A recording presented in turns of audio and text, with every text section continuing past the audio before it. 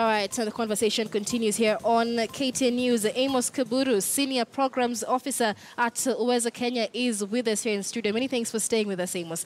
And interesting results there by Education CS Fred Matiang'i. Let's begin with how fast these results were released. Last year, the results were released on the 29th of December. Still record time, considering the history of releasing results. What is your take on how fast they were released?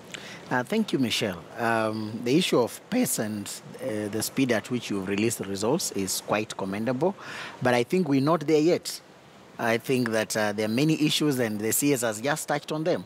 We have to really relook at the entire assessment system in this country, because one, we're having too many papers, 76 papers, quite so many. Right. I don't think that we need 76 papers for us to tell what our children are capable of doing. Number two, too much of cognitive domain measurement, a lot of subjects that call for memory recall, too much of it. But indeed, we can achieve what the CS Musheru was putting across: get your results within 48 hours. Maybe that's what we should be focusing on. But this is quite commendable, looking at the history and where we are coming from. Well, I don't know. Of course, as of now, 22255 is the number you can get your results on. Let's just take a look at some of the top students there, as has been named by Education CS Fred Matiang'i. Karimi Naomi from Pangani Girls topping this year with an A of 87.311 points. We also have Sharon Chepchumba from Moi Girls Eldoret coming in second there, and Kenani Maina from the Alliance High School. These are the top 3 students in the country. Let's discuss this. Pangani Girls High School, first of all, most improved in performance in the year 2017. We've seen an improvement in performance in girls once again. Last year we had 16 girls out of the top 20 students in the whole country. We're seeing girls' schools now leading once again. What do you make of this performance? Thank you, Michelle. One is we need to demystify that Pangani Girls and many other schools. The trend that comes out is that the top guns are still at the top. Right. And this should be expected, because they always get the best of the candidates from KCPE. So what do you expect of them? If KCPE was to be used as what you call a predictor indicator, what you call a predictor construct, then it would be expected that those going to national schools should post better results. Right. Number two, if we look at improvement in terms of girls, I think this is something that we have to dig a little bit deeper, because from the analysis of last year, we came to understand something that will perhaps explain why the results for girls were a little bit better. And this got something to do with the stereotypes on the subjects that students take, because there's a feeling that boys have to take on physics, geography, and the combination of accounts, which is seen to be a harder combination compared to more girls who are taking on history and CRE and such. And this will perhaps account for some of these results. So we also have to get a little bit deeper to dig and just to understand, is it really what accounts, or are there also other factors? So I think there is so much that needs to be done, and I think that, as the CS puts it, there is a lot of information that we have to analyze for us to make some of these conclusions. All right, and of course the number of girls enrolling in schools would be one of the things as compared you also have to look at some of the number of boys. Let's take a look at some more of the top students. This is a list of the top 20. Odero Donata from Lenana School. We also have Harriet Mweke from Mary Hill Girls. Remember, these are some of the 142 A's. We have just an extra 1A in the year 2017. We also have Brian Ongiri there from Kanga Boys, Mora Mongina from Pangani Girls. And so even as the giant schools, as you'd call them, are still featuring, we're seeing schools that we haven't seen before. I mean, the likes of Kanga Boys and Pangani Girls also featuring quite more. These are still giants, because Kanga Boys is actually a national school. Pangani Girls is a national school. So it should not really be lost out completely, because I think that, of course, what we've been traditionally treated to is seeing Maranda, which again we've seen that it has again come on the top. We're seeing the cases of Lenana, which is a national school.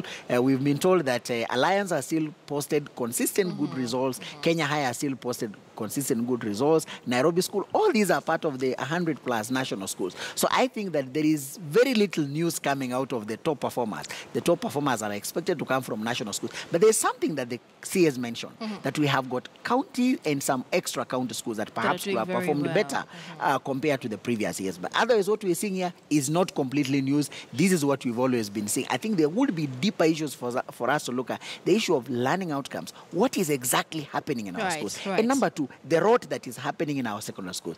I think that is just becoming evident. What we've all along argued, that our secondary schools have basically become centers of cartels. There's no learning that is taking place. There is a lot of rot. And as you can see, the kind of bitterness with which the CS is putting it, I think there is a lot that we need to do to restore hope in our education system. But he still goes on to say that the reforms program within the Ministry of Education seems to be paying off quite well.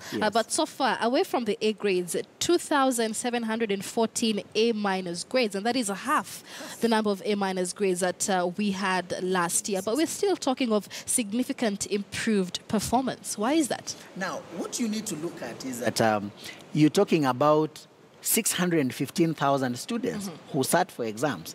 5% more of what we had in 2016, where we had 577,000 sitting for exams. So you look at the entire spectrum from the E's all the way to the S. So it's possible that there could be a spike in one of the grades, but there's also some improvement in others. You also need to look at it in that broad context of subjects, because if you look at a grade, is amalgamation of different grades for different subjects. So there's a mention of improvement in mathematics, an improvement in English, an improvement in geography. And you remember in 2016, there was no candidate who got an A in English. So when this comes out, it tells you about the overall performance. Number two, the issue of improvement in the issue of the reforms in the ministry paying off. We also need to understand the context of what we mean by the reforms. In broad context, the changes we are referring to is around the management of examinations, because we haven't seen a complete change in terms of institutional arrangement and management of schools, because schools are still under the boards of management. We've just seen is when the Teacher Service Commission has signed a CBA with the head teachers, and we're beginning to see the what is called delocalization of management of schools, where head teachers who've stayed in schools for more than 9 years are now being transferred, and actually the transfers are already being effected because they should now be receiving their letters. So we need to look at this issue of reforms in that context is around the management of examination, which was quite handy, because we cannot allow this kind of rot that was happening in school. And honestly, the desperate attempt by the 40 teachers to still even know very well that there are stringent measures, there are sanctions put in place, you will lose your job, you could go to jail because these are criminal issues. The NEC Act provides that if you're involved in any form of malpractice, these are criminal offense that will land you in jail, or even you will be fined. But what is it that really explains? It still boils down to the issue of